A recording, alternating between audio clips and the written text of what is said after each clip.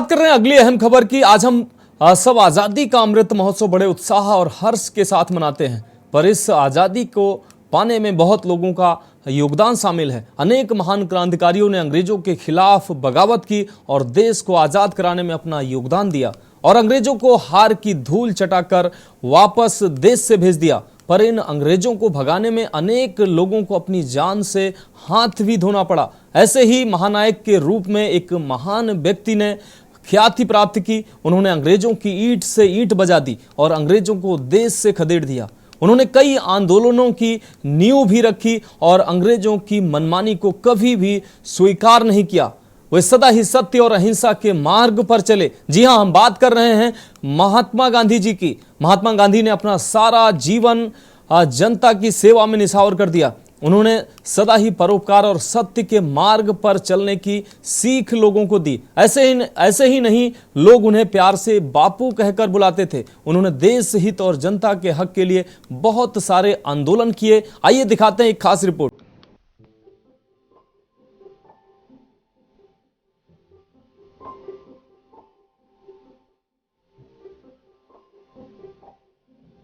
देश को अंग्रेजों के गुलामी से आजाद कराने के लिए हमारे देश के कई महापुरुष शहीद हो गए थे। इस आजादी की लड़ाई में कई माताओं ने अपने लाल खोए हैं। सैकड़ों आंदोलनों और खून खराबे के बाद हमें यह आजाद देश भारत पुनः मिला है। हम हमेशा इन महापुरुषों के ऋणी रहेंगे। इन सभी महापुरुषों के बीच एक महान पुरुष थे, गांधी जी, जो हिंसा का हमेशा विरोध करते थे, जिस कारण उनके कई लोगों से मतभेद हुआ करते थे। पर उन्होंने कभी अहिंसा का रास्ता नहीं छोड़ा और देश के नागरिकों के लिए कई आंदोलन भी किए। गांधी जी का भारत का पहला आंदोलन था जो उन्होंने किसानों के हक के लिए किया था।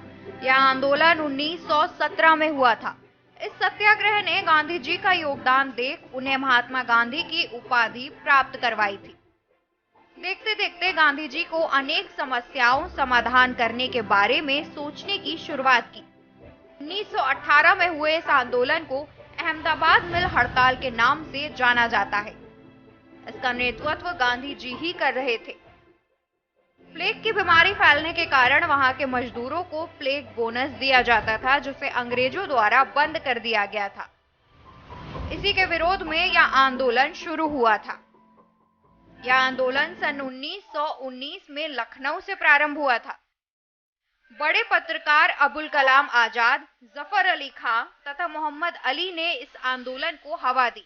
यह मुसलमानों के द्वारा ब्रिटिशों के खिलाफ आंदोलन था, जिसमें गांधी जी भी उनके साथ थे। इस आंदोलन का कारण था कि ब्रिटेन तुर्की के खिलाफ इतालवी तथा बाल्कन युद्ध में लड़ रहा है। असहयोग आंदोलन में गांधी जी का कहना था कि उनके द्वारा किसी भी विदेशी वस्तु का उपयोग नहीं किया जाएगा, भारत के नागरिक किसी भी चुनाव में सहयोग नहीं करेंगे आदि। पर इस आंदोलन ने हिंसक रूप ले लिया था। जनता ने पुलिस स्टेशन में आग तक लगा दी थी, जिसके बाद इस आंदोलन को गांधी जी के द्वार बंद कर दिया गया था।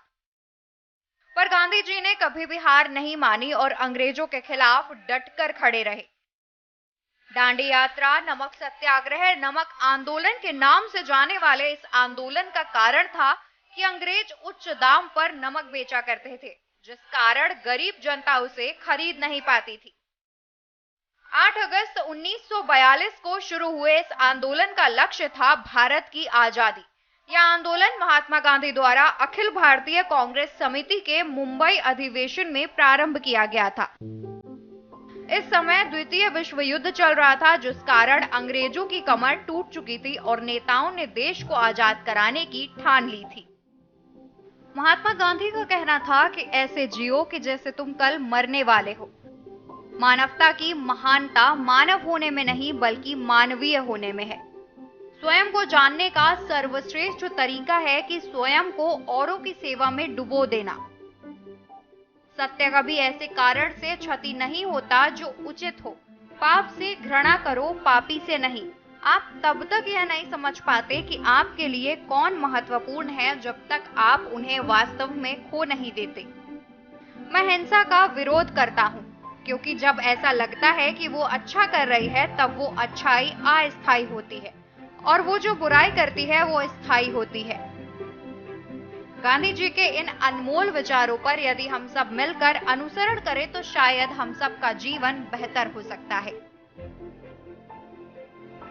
महात्मा गांधी का सर्वस्व जीवन लोगों की परोपकारी करने में बीता, इसलिए लोग आज भी उन्हें राष्ट्रपिता के रूप में जानते हैं। गांधी जी के एक महान समाज सुधारक के रूप में जानते हैं। आज भी लोग उनकी बातों का अनुसरण करते हैं। स्पेशल डेस्क के न्यूज इंडिया।